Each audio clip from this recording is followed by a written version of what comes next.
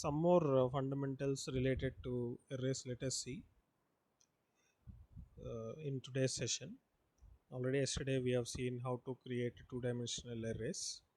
Uh, and today now we'll see there is an alternative way which we can change the way you declare an array.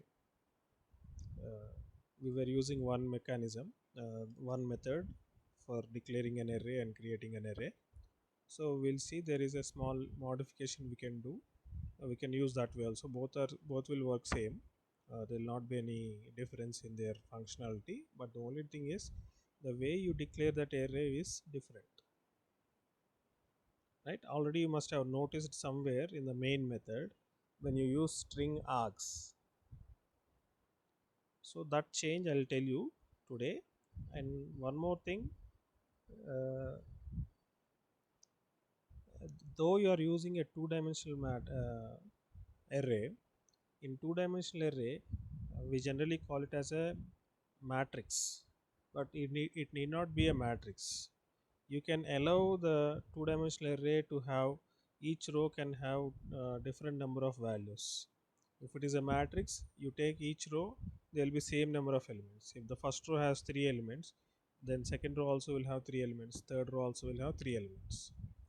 So then only you can call it as a matrix.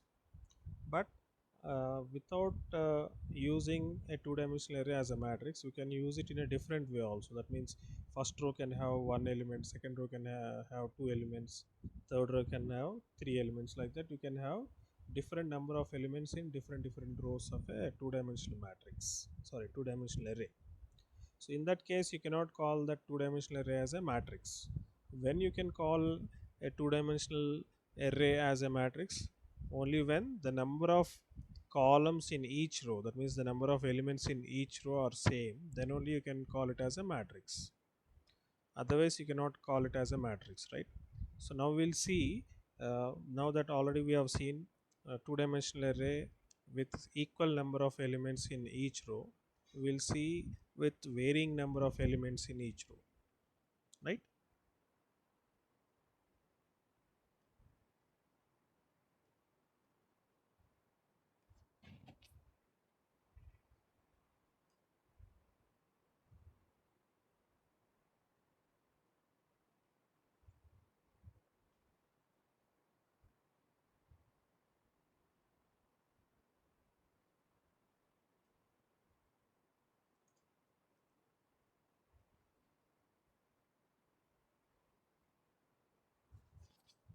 So,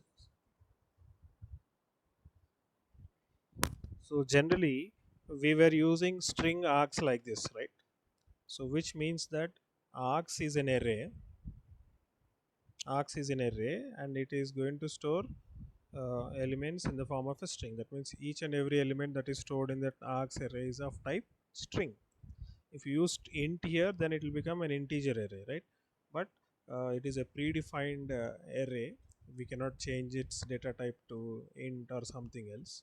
So the main method is defined in such a way in Java language, so that it receives only one type of one parameter, and that too an array of strings. So that's the reason why we declare it like this.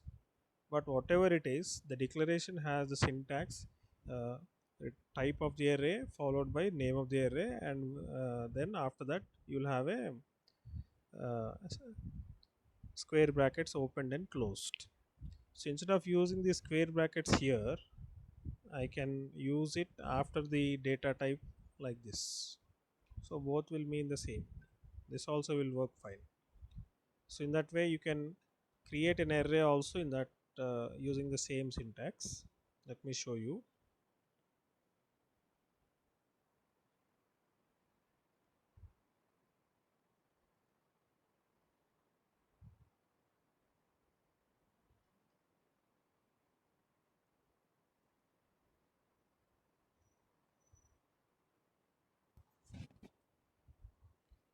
So this is an alternative way how you create an array.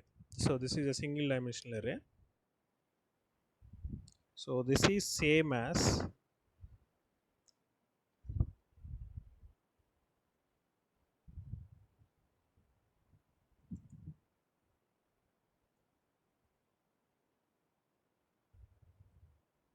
this one, both are same. Only thing is, only difference is, instead of in declaration using these square brackets after the name of the array, you will simply mention the name of the array like this, and after the data type we can mention the square brackets like this. So both will work same. So we have used we have been using in the main methods string args array this syntax till now, right? But you can also use this syntax. So here you will have only the name of the array. So that is the name of the array args. Before that you will have the data type followed by square brackets. So the data type here is string followed by square brackets opened and closed. So both will work similar. This is what I want to tell you, an alternative way using which you can declare or create an array, right? So then let us not spend much time on this. Now we'll use another two-dimensional array here also.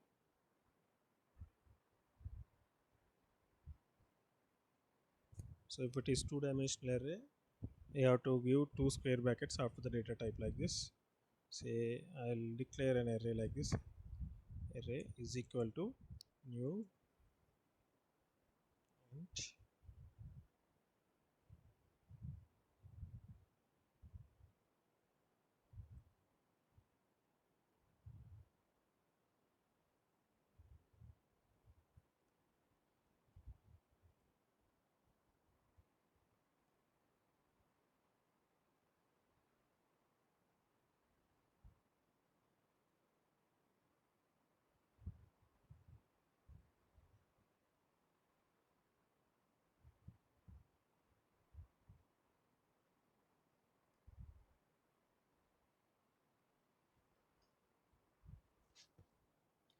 So look at this statement.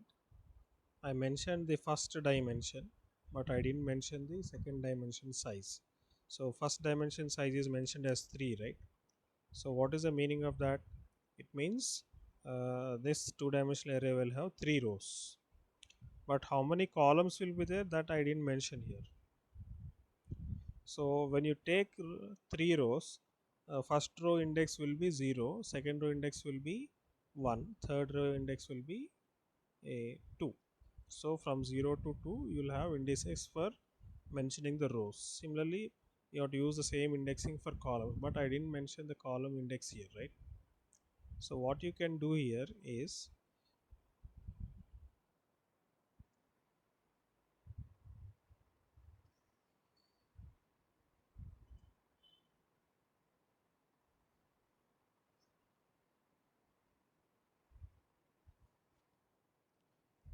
you can do like this by mentioning the column size here. When I simply use array of 0, it refers to the first row. I'm not mentioning the second index here, right? So if I specify only the first index here, it indicates, it represents the first row of the array. If I use array of 1, it indicates the second row of the array. If I use array of 2, it indicates the third row of the array. So for that, I'm mentioning here what? The second column number, column size. I can mention the column size as 1. So similarly for array of 1 and array of 2 also, you can specify different values. For the first row you can have one element, for the second row you can have two elements, for the third row you can have three elements. Like that you can vary the number of elements of a matrix in each row of the matrix, right? So then it will not be called as matrix. So give me some time, I have a written program, let me copy it because we are losing time.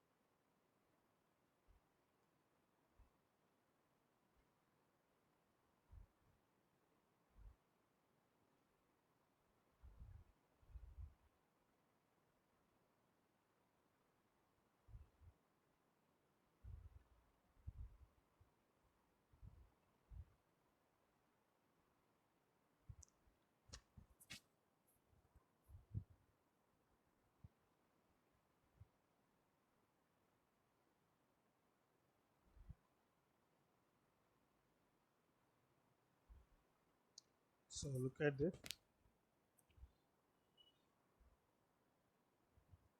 So I'm creating a 2D array.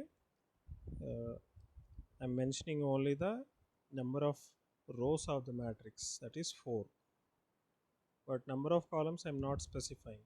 So you can specify for each of the row the number of columns this way. So when I say 2D of 0, it refers to what?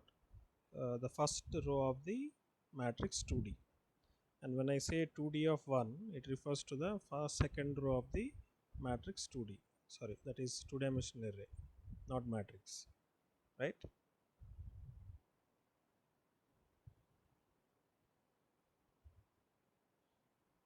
And then uh, 2D 2 means what? The first, second, third row of the two-dimensional array that we created, and 2D 3 means 2D of 3 means fourth row. So for each of this row, if I want to have different columns, different number of elements, I can mention that using again the new operator and the data type of the element, and how many columns you want to have in the first row you can specify here. So I want to have one row, one column in the first row, so I'll specify one here. For second row, two columns. For third row, three columns, and fourth row, four columns. So that means uh, in the two-dimensional array, in the first row you'll have one element, in second row you'll have two elements, in third row you'll have three elements, and in fourth row you'll have four elements, right? So what I am doing in next year, I am taking three integer variables I, j, k, and initializing k to 0. So look at the for loop. For I equal to 0, I less than 4, I plus plus. This refers to the number of rows in the array, right? Then inside that again, in the inner for loop, j value is initialized to 0, j less than I plus 1. So if I value is 0, j value will be taken from up to I plus 1. I plus 1 means what? 1, right? 0 plus 1 is 1. So in that way, this condition will be considered. Then inside this for loop, inner for loop, you are assigning 2d of ij to value k. What is k? K is initialized 0, so 0 will be initialized. Then the k value is incremented. So what will happen? Initially I value will be 0. 0 less than 4 is true. So you will enter into that loop, and inside this for loop you have another for loop with j value 0. J less than I plus 1. I plus 1 means I value 0. 0 plus 1 is 1. So 0 less than 1 is true. So this statement gets executed. So 2d of I value is 0, j value is 0. 2d of 0, 0 is assigned with k. What is k? 0. Right? So in the first row, you have only one element, right? So that one element is assigned with value k. So next iteration, j value will be incremented to 1. 1 less than 1 will become false. So again you will come out of this for loop, go and increment the I value to 1. 1 less than 4 is true. So again you will come back and use this for loop again. J value is initialized to 0. J less than I plus 1. I value is 1, right? 1 plus 1 is 2. So this time J loop will iterate for 2 times. One for J is equal to 0, the other one is J is equal to 1. When it is 2, the condition will become false. So this loop will iterate for 2 more times now for second row. So 2d of ij means 0 0. Sorry, 1 0. I value is 1, right? So 1 0 will be assigned k value. K value is incremented earlier to 1, right? So 2d of 1 0 will be initialized to 1. Then j value is incremented and it will become 1. 1 less than 2 is true. So you have already incremented k value to 2 in the previous iteration, so now it will become 2. So in the second row, first element is 1, second element is 2. Again j becomes 2, 2 less than 2 will become false, so we'll come out of this for loop. Then I value is incremented by 1, so it will become 2 now. 2 less than 4 is true, so j is equal to 0, j less than I plus 1 means 2 plus 1. So now j loop will iterate for 3 times. One time j value is 0, second time j value is 1, third time j value is 2. So now j value will become 0 and I value will become 2. So 2d of 20 will be initialized with k. What is the previous value of k? It has been incremented from 2 to 3 in the last iteration. So it will be 3. So first element in the third row will be 3. Then j will become 1. Then 2 1 will become k value will become 4 because we have incremented it here, right? So then after that next j will become 2, 2 2. That means 2d of 2 2 will become 5. So after that j becomes uh, 2, 3. 3 less than 3 is false, so you'll come out of the loop and increment the I value to 3. So 3 less than 4 is true. So now j value will again be iterated for 4 times, right? Because 3 plus 1 is 4. 0 initial value and final value will be 3. 0, 1, 2, 3. So 2d of 3 comma 0 will be 6 and 3 comma 1 will be 7, 3 comma 2 will be 8, 3 comma 3 will be 9. Then after that j loop will exit and again you will go and increment I value to 3, sorry 4. 4 less than 4 will become false, so again you will come out of the loop. So in that way, what will be the first element of the first row of the first element of the first row will be 0. Second row first element will be 1, second element will be 2. Third row first element will be 3, second element will be 4, third element will be 5. And fourth row first element will be 6, second element will be 7, third element will be 8, and last element will be 9. So that will be the content of the two-dimensional array that we created. So that means what? There are unequal number of elements in the each row of the array. In the first row you have only one element, second row you have two elements, third row you have three elements, and fourth row you have four elements, right? So then after doing that, I am displaying all those elements here. So it will display the output like this.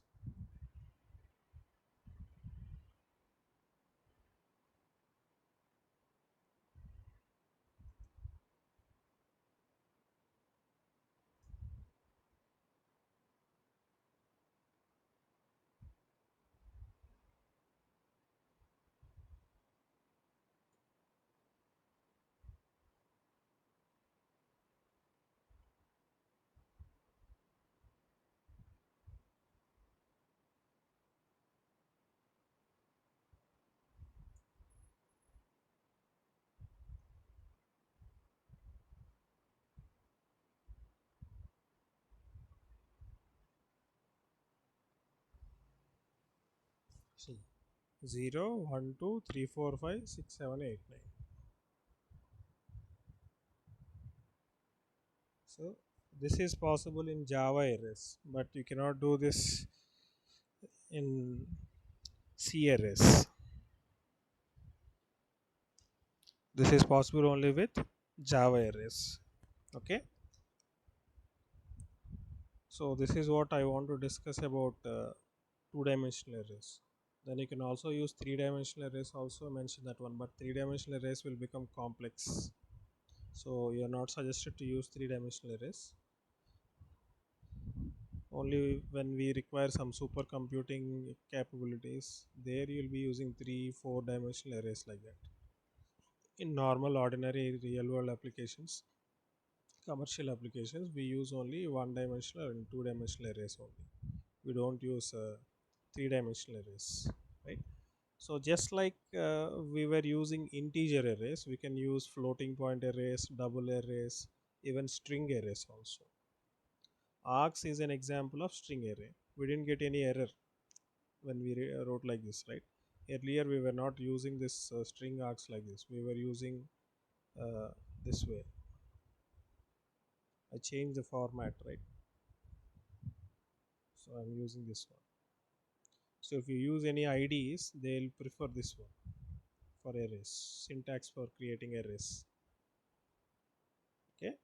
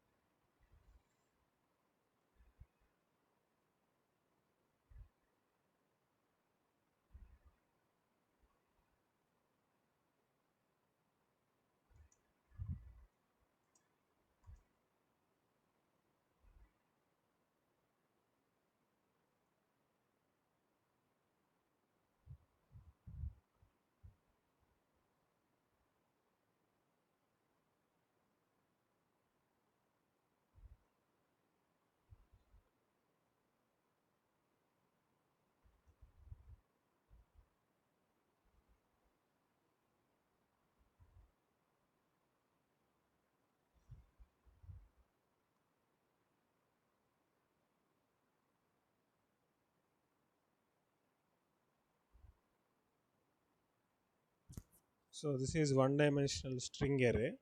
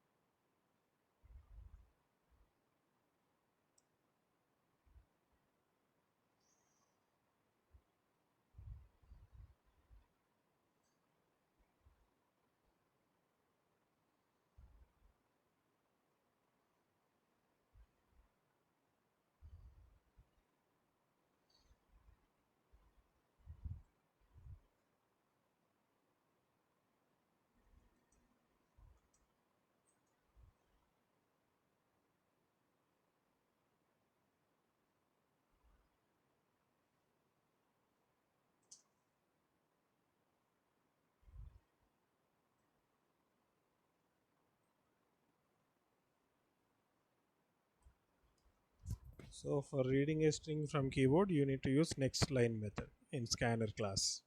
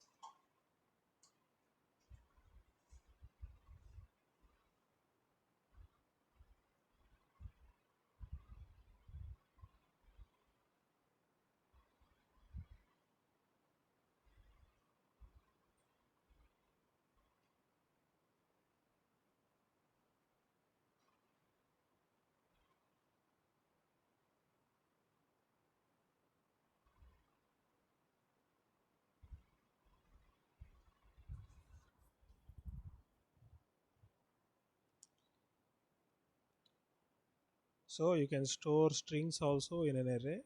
Each string will be an element of an array like this. So in that way also you can do. Not just normal integer values or double values or floating point values. Even arrays can also be containing elements as strings. Instead of numerical values, you can also use strings also and store them as elements of that array. So what you need to do is you need to declare that array type as string. So string is a predefined class defined in lang package. So you need not use import that package because it is a default package. Automatically it is imported into every Java program. So you need not worry about that. Well, this is how you can use strings also. Let me show you one more example using command line arguments. Instead of reading these values from the keyboard, we will be giving the values from the command line. By default, anyhow, the command line arguments will be taken as uh, string format. So we don't require this scanner object. Let me put this in comment.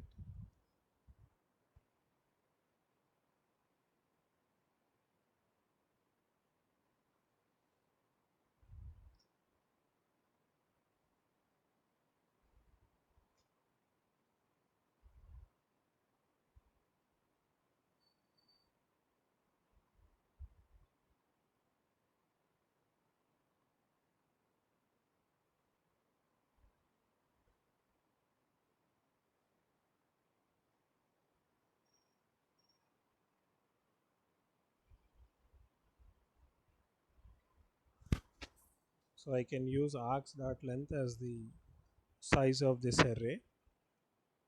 How many elements you pass as parameters from the command line, then the length will be calculated. If you pass 3, the size of this string array will be 3. If you pass 4, then it will be 4, like that, right? So then all those elements that you enter will be stored in args, right? So now you can use a for loop there.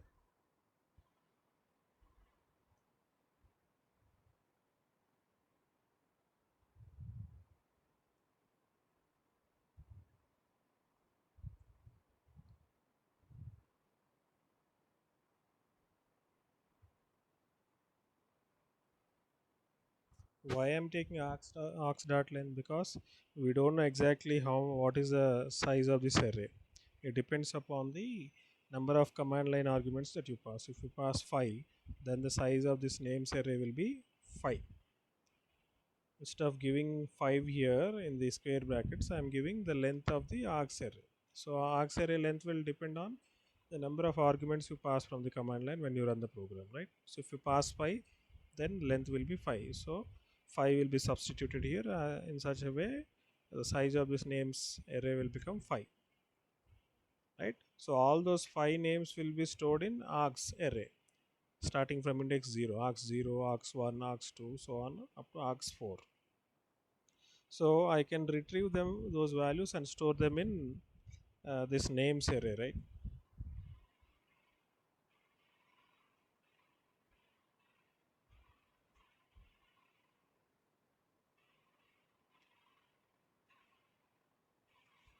So I'll write a statement args of I directly like this. If it is an integer or a floating point or double values, you are using some conversion methods, integer dot parse int, double dot parse double, like that. But we don't require any conversion here because by default the values that you store in this args array will be in string format. So directly you can assign those values to this names array like this. So names of 0 will have args of 0 value, names of 1 will have args of 1 value. So in that way, the loop will iterate how many times, as many times as you give the command line arguments when you run the program. So here also we have to mention args.length.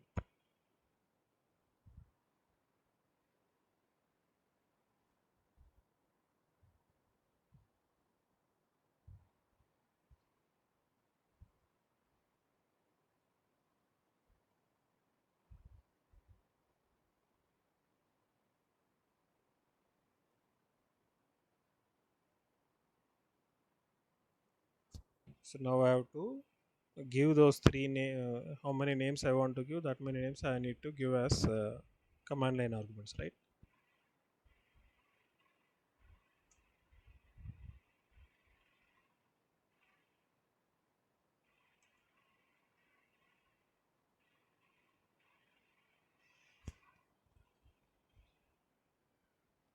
So you can see the output like this.